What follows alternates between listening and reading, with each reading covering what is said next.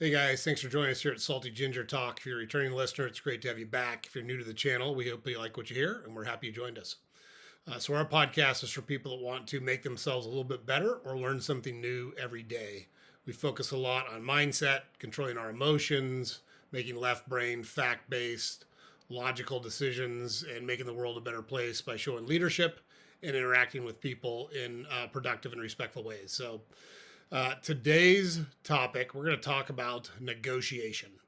We're going to give you 10 tips and a couple of bonuses on how to become a good negotiator, things you can work on or practice to become a good negotiator. So, a lot of people think they don't negotiate. And like we've said before, if you're in a relationship, you're negotiating.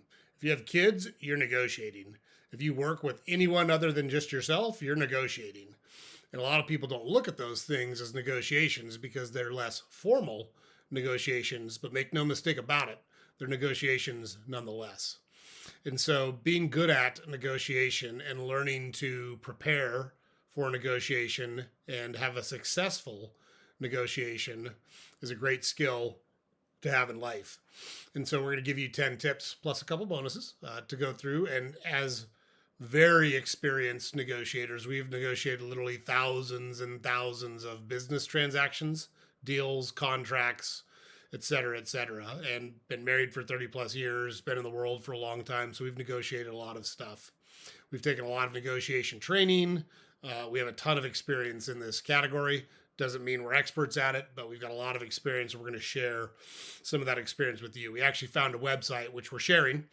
We never want to steal someone's work or not give attribution where it belongs, and so we got these tips and the way they're worded off of the Harvard website, and we thought they did a good job of kind of encapsulating how to prepare for and be successful in a negotiation.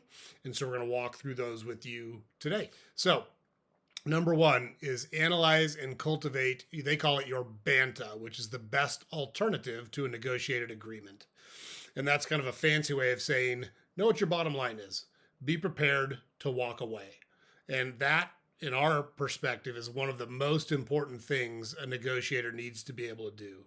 You need to know what lines are too important for you not to cross, which things are too important for you to give up, or which things are too important for you not to get coming out of the negotiation.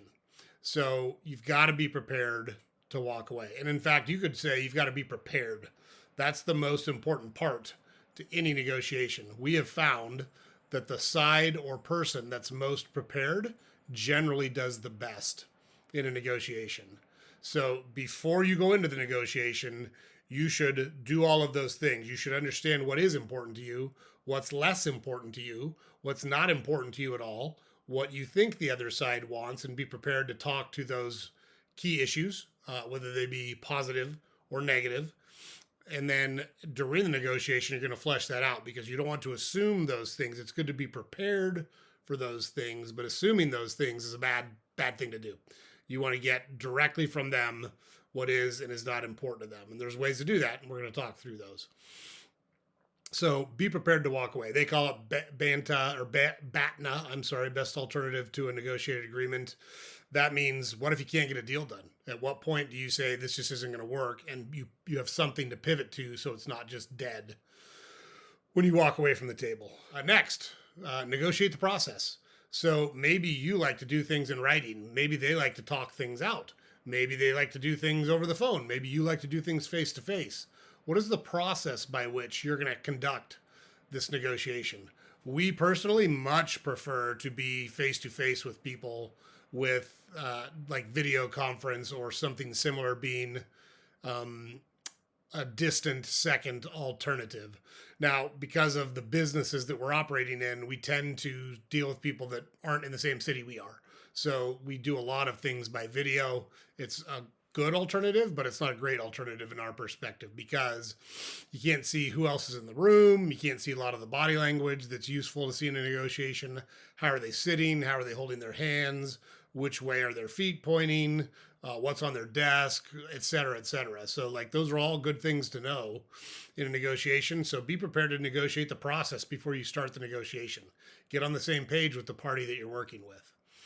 Probably important here to note, we're talking about in integrative negotiation. So when you think about it, an integrative negotiation is something where both parties generally are aligned. Think about like getting into a business partnership or having a conversation with your employer, or if you're a boss, your employee.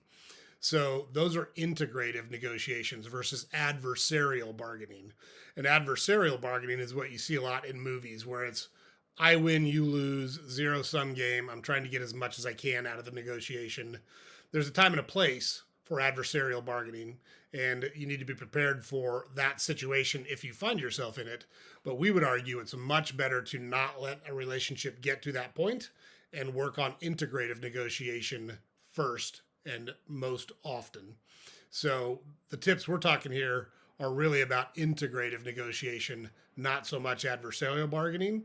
We'll talk a little bit about adversarial bargaining at the end, but this is really about when you're trying to negotiate something that both sides are interested in a similar outcome or a similar result. So that's what we're talking. Number 3, build rapport. So if this is a family member, usually you've got rapport. If it's in a business setting, sometimes you do, sometimes you don't. But it's almost always better, if you can, to have a little chit chat, have a little small talk, find out about the person, how long have they been in their position, what's their family situation, what are their likes and dislikes, what are they trying to accomplish in the conversation, what sports teams do they like. Building rapport, getting people to talk to you about themselves will make them feel more comfortable talking to you on more difficult or prickly subjects. So if you can build some rapport as you start and or work through the negotiation, that is always, always, always a good thing. It keeps it from being adversarial and makes it feel more collegial and collaborative. So you want to try to build rapport wherever you can. Number 4, this one's very important. Listen actively. We tend not to want to talk in a negotiation as much as we listen. We want the other party to talk more. You learn more when the other party talks. And that's really hard, but don't, as they're talking, be thinking about your response. Listen actively, take notes, truly understand what they said. And then when they're done, before you respond, it's okay to say, I just need to absorb a minute. I think what I heard you say and recap it to them. And while you're doing that, you can be formulating your response in your head.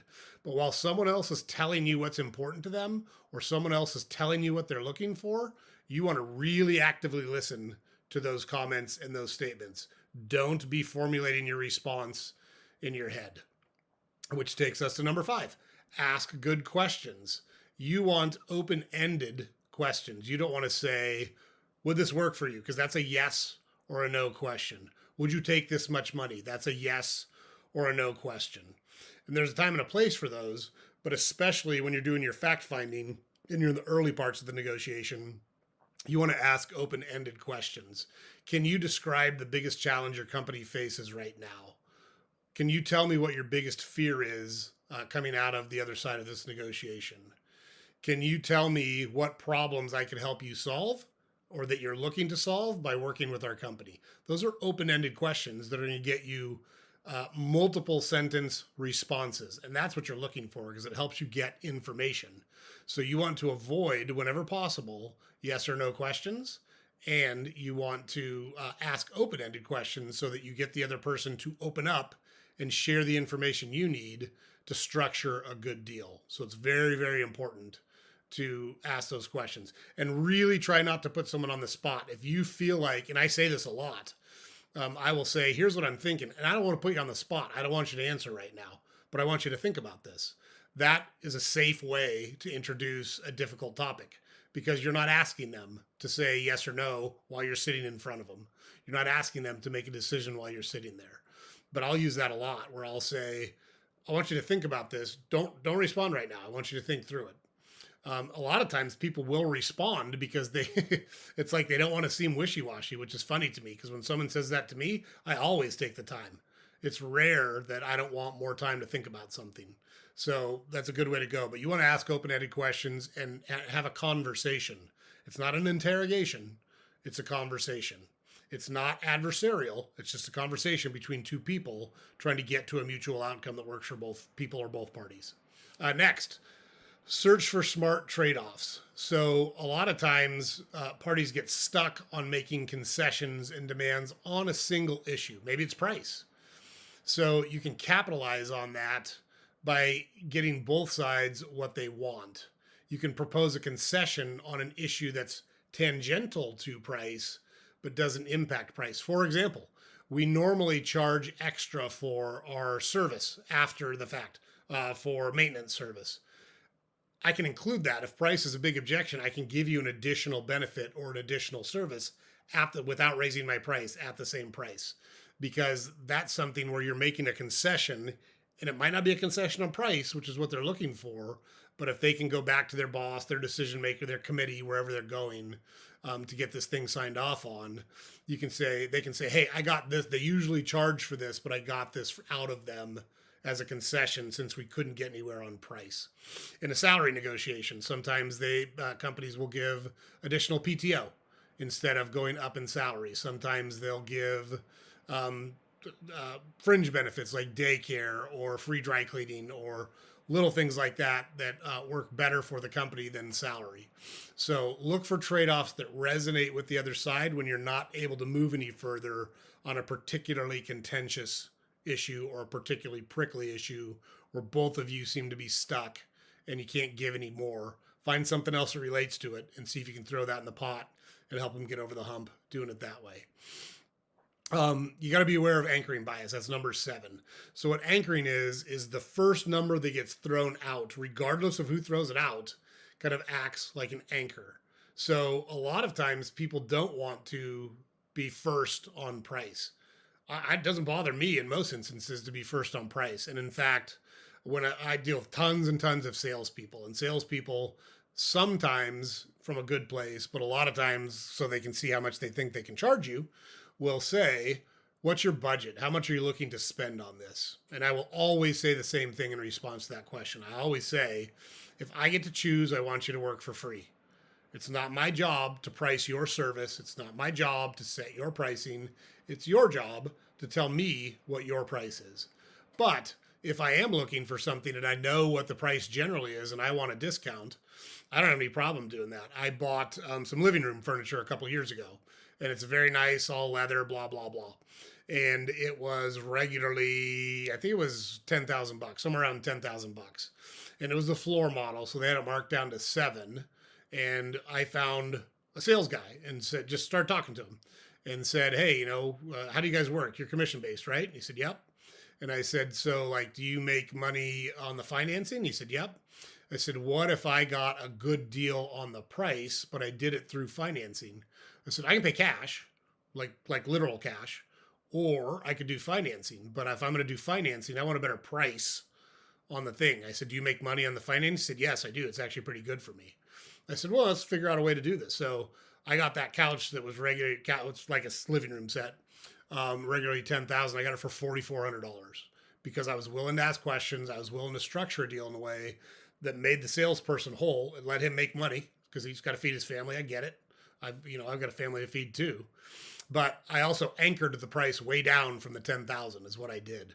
Because I threw out 4,000 and they were like, oh, I don't even know if we might pay 4,000 for it. I said, totally get it. You asked me for a number, so I threw it out. But I had anchored the conversation down at that 4,000.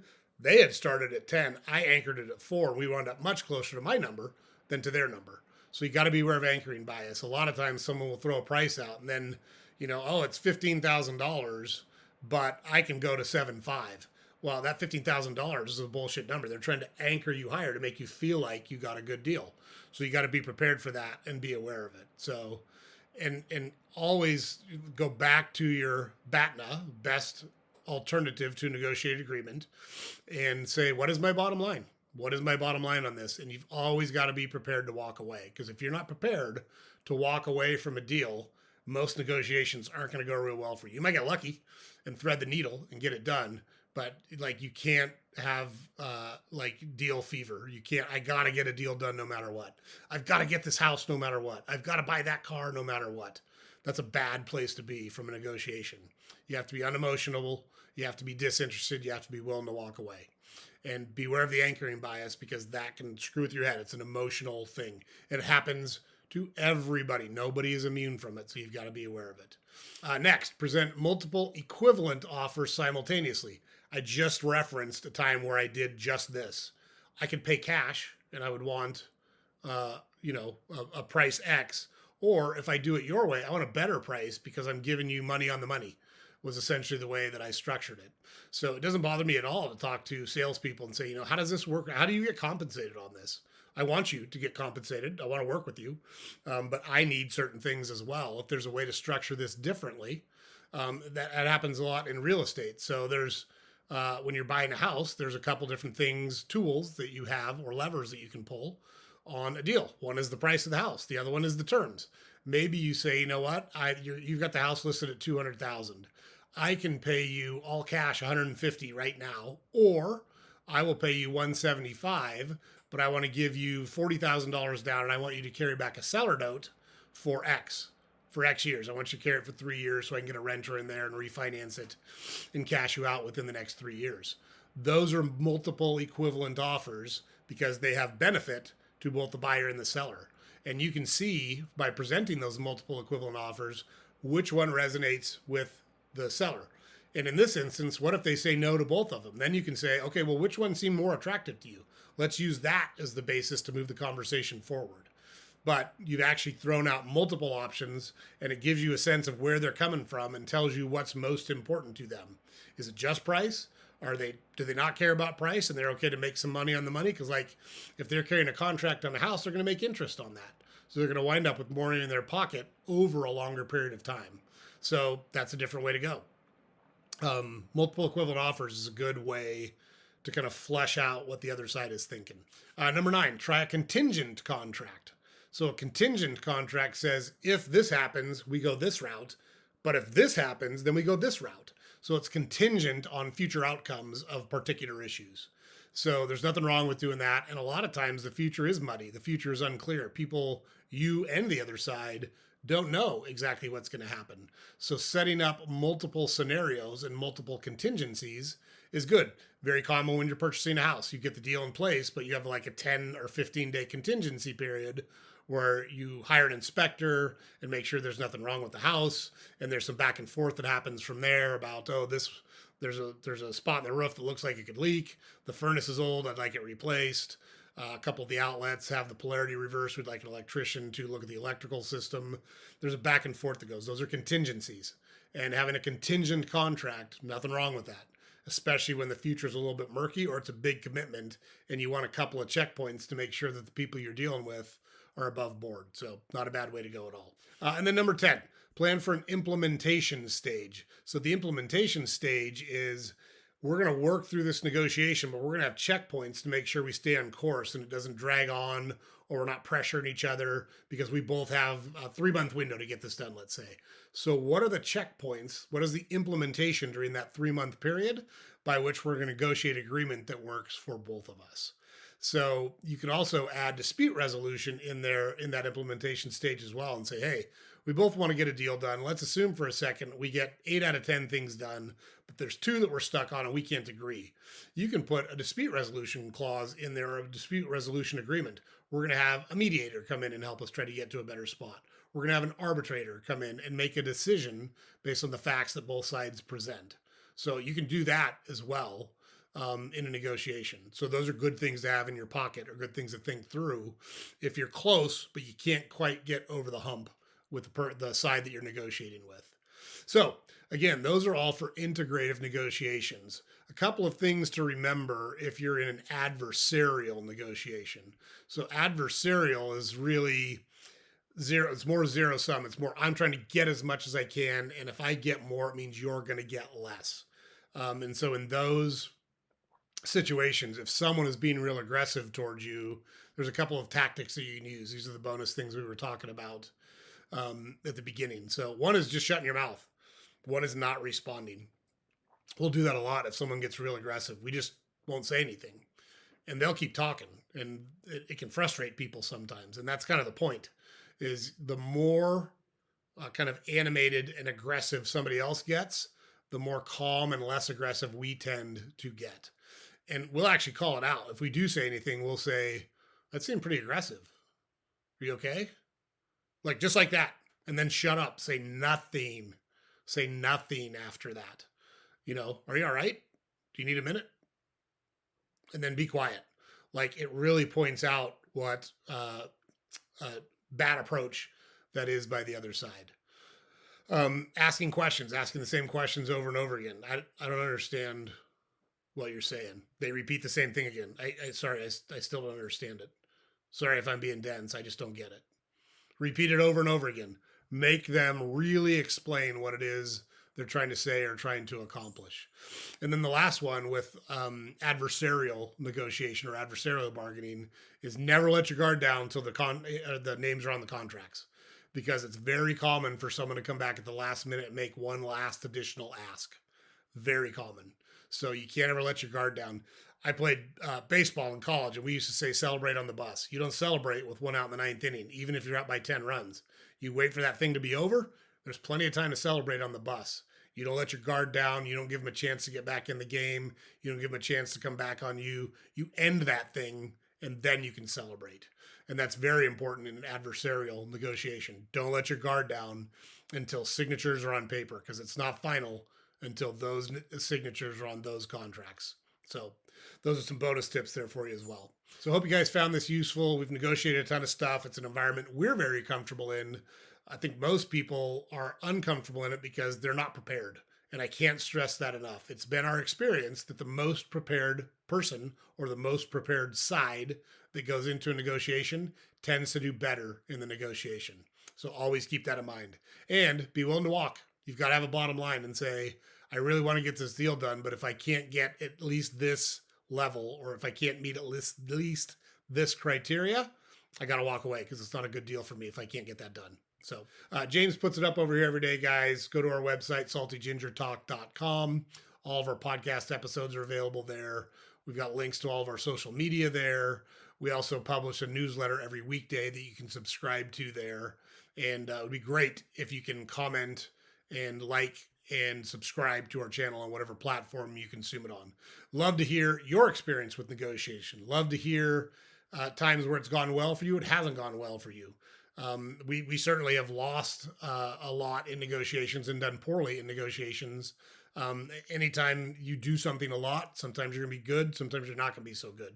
So we have plenty of those experiences as well. We're a lot better at it now because we've done tons of it. So I hope that's useful, guys. Hope it's useful in your personal life. Hope it's useful in your professional life.